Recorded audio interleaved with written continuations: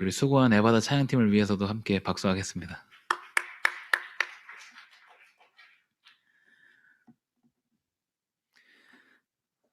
많은 영화나 프로그램에서 어떤 극적인 효과를 위해서 반전에 대한 내용을 담기도 합니다. 그래서 많은 프로그램에서 반전의 요소들이 가미되어 있죠. 어, 우리의 일상도 예상했던 대로만 흘러간다면 굉장히 지루하고 따분하지 않을까라는 생각을 해보게 됩니다. 그런데 우리 인생이 예상했던 대로 흘러가지 않죠. 예기치 못한 반전의 요소들 때문에 우리는 굉장히 흥미진진이라고 이름하지만 그 안에 여러 가지 많은 의미를 담고 있는 참 다양한 어, 감정을 우리가 느낄 수 있는 삶의 주인공으로 살아갑니다. 지난주부터 저희는 출애굽기의 내용을 통해서 반전의 역사를 살펴보고 있습니다. 지난주에 출애굽기 1장의 내용을 같이 말씀을 나누면서 반전의 시작이라는 제목으로 말씀을 드렸었죠. 이스라엘 민족을 통해서 하나님께서 반전의 역사를 써내려 가신다. 그렇게 말씀을 드렸습니다. 오늘 본문 출애굽기 5장은 모세와 아론이 바로를 이제 처음 대면하는 장면을 이야기합니다. 하나님께서는 이스라엘 민족을 출애굽시키기로 결정하셨고 여기에 지도자로 모세를 정하셨습니다. 그런데 모세는 자기 자신이 자질이 부족하다고 하나님께 여러 번 이야기를 하죠. 어, 여러 번 끝에 하나님께서는 모세에게 그의 형인 아론을 붙여주십니다. 그래서 이제 함께 가라. 그래서 그때부터 모세와 아론이 세트로 움직이죠.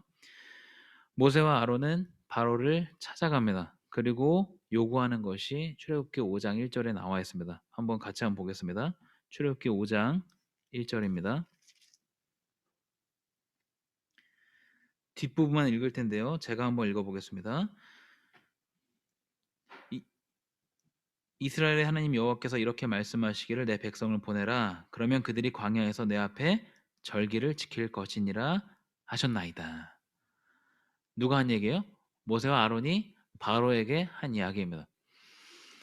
굉장히 단도직입적이죠. 모세와 아론이 바로에게 와가지고 이렇게 이야기했을 때 그래 알겠다 그렇게 해라 라고 할 수 있는 그렇게 이야기할 만한 제국의 지도자는 아마 없으리라 생각이 됩니다. 바로도 이 제안을 수락하지 않았습니다. 왜냐하면 이스라엘 민족은 소수 민족이지만 애굽에게 굉장히 큰 노동력을 제공하고 있었고 이스라엘 민족은 당연히 애굽의 소유로 이제 생각이 됐기 때문입니다. 그래서 이러한 요구를 당연히 들어줄 수 없었습니다. 그리고 방금 이야기한 이 부분에서 바로가 굉장히 거슬렸을 만한 단어가 있습니다. 그것은 뭘까요? 그것은 이스라엘의 하나님 여호와라는 단어입니다. 여호와의 더 정확한 발음은 야훼인데요. 이스라엘의 하나님의 신명, 하나님의 이름이 야훼입니다.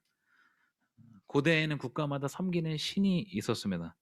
이스라엘의 하나님 야훼처럼 고대 이집트에서 섬기는 신은 태양신 라입니다.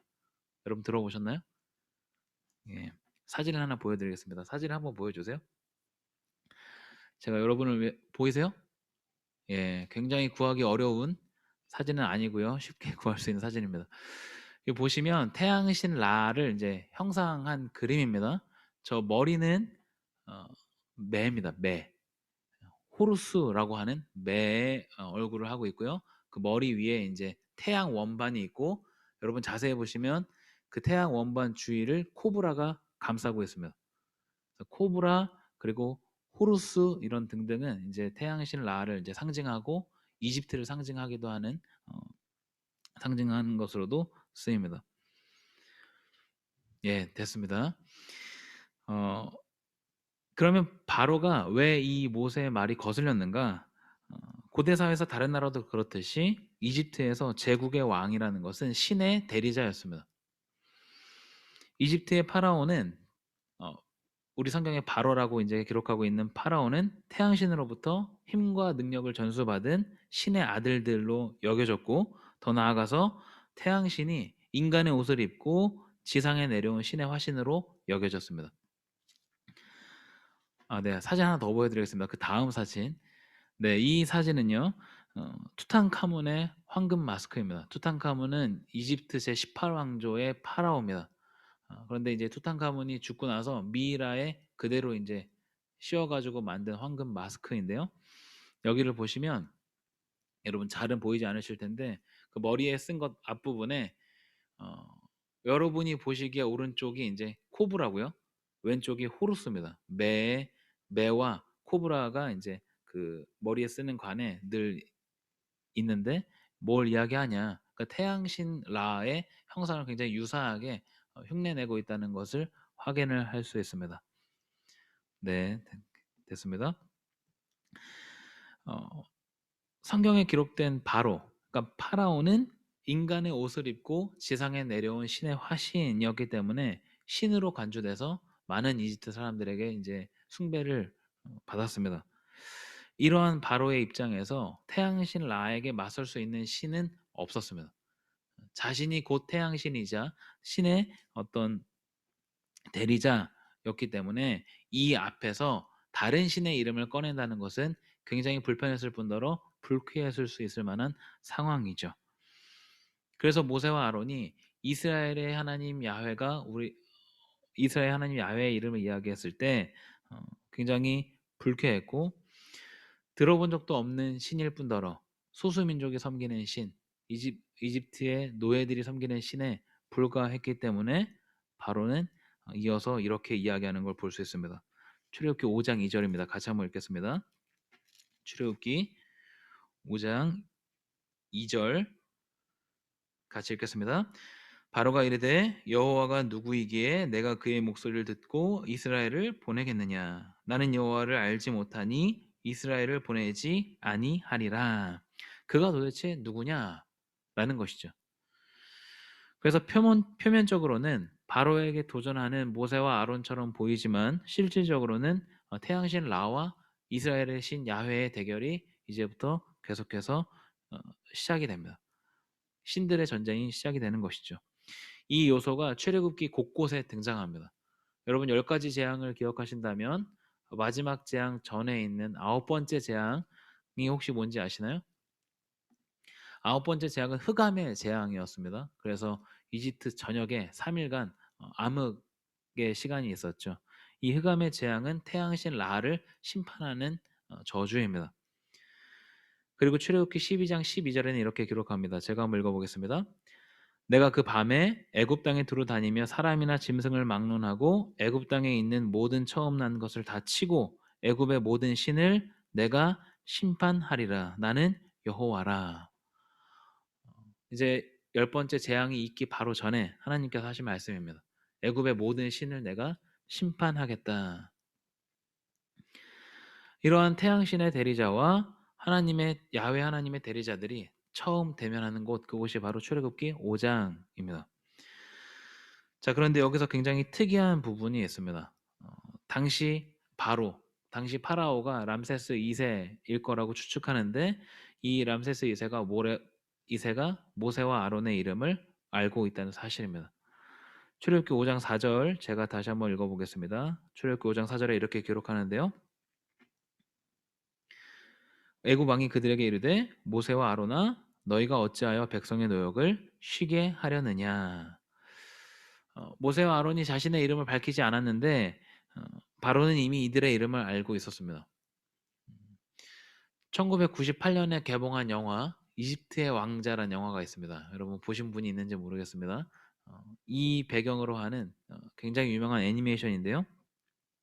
그 영화를 보면 모세와 람세스 2세가 유년 시절을 궁에서 함께 보내는 것을 묘사합니다. 그리고 이제 모세가 떠났다가 다시 돌아왔을 때 그때 파라오가 람세스 2세 유년 시절 같이 보낸 사람이 파라오가 된 것으로 영화에서는 묘사하고 있습니다. 정확한 사실을 알 수는 없지만 모세가 궁에서 40세까지 있었기 때문에 충분히 개연성이 있는 전개가 아닌가 생각이 됩니다. 함께 유년 시절을 보내진 않았다고 하더라도 당시 파라오는 모세를 아마 굉장히 잘 알고 있었을 것입니다. 이러한 상황이 모세와 아론이 하는 이야기를 더 신뢰할 수 없게 만드는 것이죠. 40년 전에 이집트를 이미 떠났다가 떠난 패배자가 다시 돌아와서 하는 이야기로 들렸기 때문입니다. 이 결과 그 모세와 아론이 바로에게 가서 우리 민족을 이제 광야로 가서 예배하게 하나님을 예배하게 해달라라고 한 결과 어떤 일이 벌어지는가? 이스라엘 민족이 하고 있는 노역이 더 추가되는 걸 볼 수 있습니다. 출애굽기 5장 7절을 같이 한번 읽어보겠습니다. 출애굽기 5장 7절인데요. 같이 읽겠습니다. 너희는 백성에게 다시는 벽돌에 쓸 집을 전과 같이 주지 말고 그들이 가서 스스로 집을 줍게 하라. 벽돌을 만들 때 집을 제공하지 않았습니다. 벽돌을 만드는 일은 당시 이제 이집트의 노예로 있었던 이스라엘 민족들이 하는 여러 노역 가운데 하나였습니다. 벽돌 만드는 일을 하고 있었는데 이 벽돌에 필요한 재료인 집을 주지는 않고 마감 기한은 똑같이 이야기를 했습니다. 굉장한 갑질이라고 할 수 있죠. 이스라엘 민족은 당연히 불만이 가득했고 이스라엘 자손의 기록원들이 그래서 바로에게 가서 이 일에 대해서 항의하는 것, 그것이 오늘 저와 여러분이 같이 읽은 본문의 내용입니다. 오늘 본문 15절에 기록하고 있는 이스라엘 자손의 기록원들, 여기서 이스라엘 자손의 기록원들은 누구를 이야기할까요? 이 사람들은 이집트로부터 이스라엘 사람들을 관리하는 일을 맡은 이스라엘 사람들이지만 우리 동족을 관리하는 일을 맡은 하급 감독자들을 이야기합니다.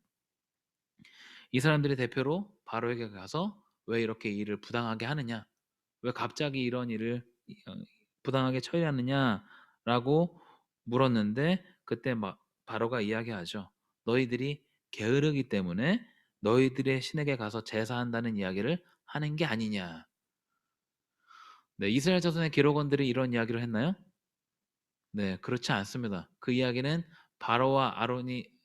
모세와 아론이 했고요. 이 불똥이 이제 튄 것이죠. 바로는 모세와 아론의 이름을 꺼내지는 않았지만 이스라엘 자손의 기록원들은 이 일이 어떻게 된 것인지 알고 있었습니다. 그래서 바로의 궁을 나왔을 때 마침 마주친 모세와 아론에게 저주를 퍼부었던 것이죠. 물론 우리는 출애굽기 전체 내용 또 성경 전체의 어떤 내용을 알고 있기 때문에 전체적인 그림에서 바로가 하나님의 백성에게 몹쓸 짓을 하고 있구나라고 우리는 이해할 수 있습니다. 그런데 이스라엘 민족에게 입장에서도 과연 그랬을까?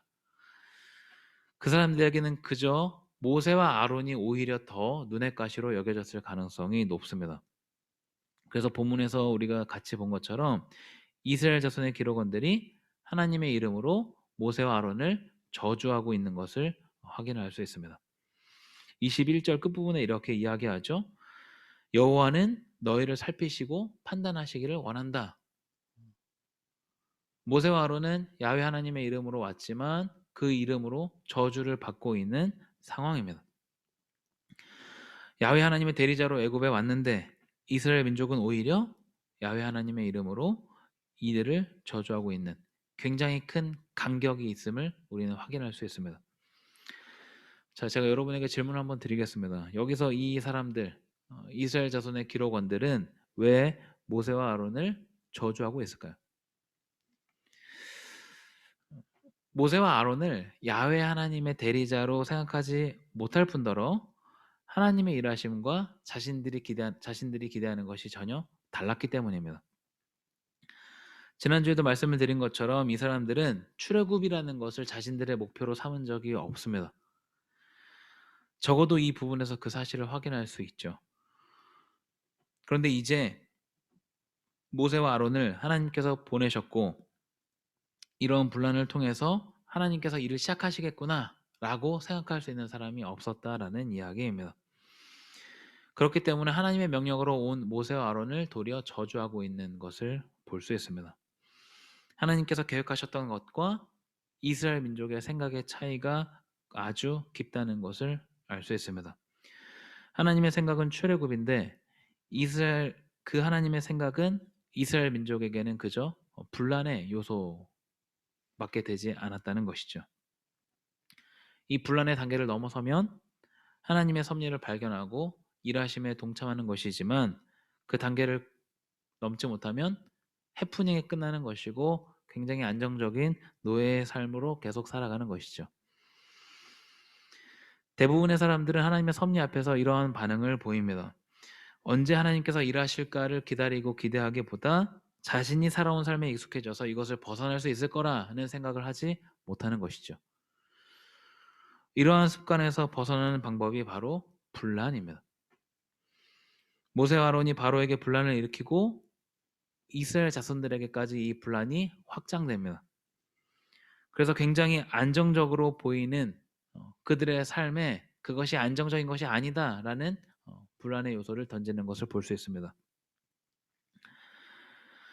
우리도 마찬가지로 우리의 삶에 안정적으로 보이는 우리의 삶에 분란이 될 만한 요소들도 많이 있죠. 관계에서 오는 갈등, 내가 목표했던 것들을 이루지 못하는 어떤 좌절감, 전혀 상상하지 못했던 천재지변이라던가 그 누구도 예측하지 못했던 코로나19 등등. 어떻게 보면 오늘 하루도 바로 어제도 우리의 삶은 분란으로 가득 차 있을 수 있습니다. 이러한 것들을 외면하고 현재의 질서를 고수할 수도 있지만 그 분란에서 하나님의 섭리를 발견할 수도 있는 것이죠. 모세는 이 생각의 차이를 마주하고 하나님 앞에 갑니다. 그리고 기도하는 내용이 22절, 23절에 기록되어 있습니다. 출애굽기 5장 22절, 23절을 다시 한번 읽으면 좋겠습니다. 5장 22절, 23절 같이 읽겠습니다. 주여 어찌하여 이 백성이 학대를 당하게 하셨나이까? 어찌하여 나를 보내셨나이까?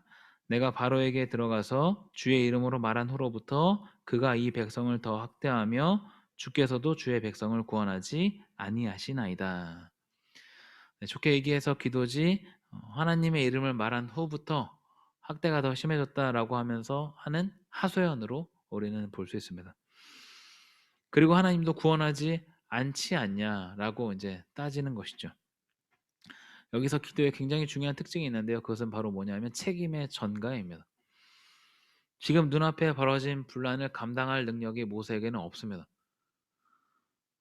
바로를 힘으로 제압할 수 있는 것도 아니고 이스라엘 자손의 기록원들에게 설득력 있게 변론할 수 있는 것도 아닙니다. 그래서 하나님 앞에 나와서 하나님께 책임을 전가하는 걸 볼 수 있습니다.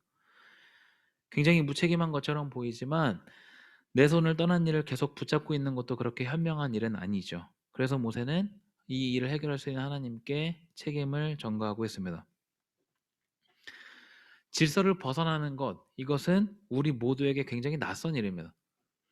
내가 생각하는 질서가 아니라 비정상적인 상황이고 이집트라는 강대국의 노예로 사로잡혀 있는 것과 같다면 거기에서 벗어나야 되겠죠. 너무 익숙하고 편해서 벗어날 생각을 못할 수는 있습니다. 그렇지만 우리에게 주어지는 많은 분란의 사건들이 이 일들을 다시 한번 생각해 보게 하는 것이죠. 내가 걷는 길이 내가 걷는 안정된 길이 안정된 것이 아닐 수도 있음을 깨달을 때, 이러한 생각의 차이를 발견할 때 역으로 하나님의 일하심을 발견할 수 있습니다. 이스라엘 민족에게 하나님의 계획은 출애굽이었습니다. 어느 정도 편안한 노예 상태, 어느 정도 적당히 이집트와 타협해서 그 땅에서 살 수 있는 상태가 아니라 정확하게 이집트라는 땅을 벗어나서 가나안 땅에 들어가는 것, 그것이 하나님의 계획이었습니다. 이집트가 아무리 강대국이라고 하더라도 바로가 아무리 막강한 통치자라고 하더라도 그저 인간일 뿐인 것이죠. 그들에게 그렇게 떠받들려지고 있는 태양신 라는 하나님께 어떠한 영향도 미치지 못하는 존재입니다. 그렇지만 이스라엘 민족에게 바로는 너무 크고 강대하게 보였고 신처럼 보였고 그들에게 이집트는 두려움의 대상이었습니다. 그래서 옴짝달싹할 수 없었고 명령에 순종할 수밖에 없었던 상태. 그런데 모세와 아론이 그 잔잔해 보이는 호수에 돌을 던지고 물결이 일기 시작했습니다. 생각의 차이를 정확하게 드러냈던 것이죠. 여러분에게 다시 한번 질문을 드리고 싶습니다. 여러분이 지금 잔잔한 호수라고 생각하고 있는 현재의 상황은 무엇입니까? 그리고 그 질서를 깨는 것처럼 보이는 것은 어떤 것들이 있을까요? 이 두 가지는 우리가 계속해서 생각해 봐야 될 일입니다. 그리고 이 일을 위해서 계속 기도해야 되는 것이죠. 모세는 하나님께 기도한 후에 이러한 답을 들었습니다. 여호와께서 모세에게 이르시되 이제 내가 바로에게 하는 일을 내가 보리라. 강한 손으로 말미암아 바로가 그들을 보내리라. 강한 손으로 말미암아 바로가 그들을 그의 땅에서 쫓아내리라. 하나님께서 일하시는 것을 너가 이제 보게 될 것이다 라고 말씀하십니다. 이제 반전의 이야기가 계속해서 진행되는 것이죠. 하나님의 일하심을 보게 되는 것, 하나님이 어디 다른 데 가 있다가 극정의 순간에 나타나시는 분이 아니라 모든 것이 하나님의 뜻 안에 있지만 그것이 언제 드러나는가? 문제 상황을 인식하고 하나님께 간구할 때 그것이 드러나는 것임을 확인할 수 있습니다. 하나님과 이스라엘 민족의 생각의 차이가 결과적으로 큰 도약으로 이제 이어지게 됩니다. 반전의 시작에 이어서 계속해서 반전을 경험하게 되는 것이죠.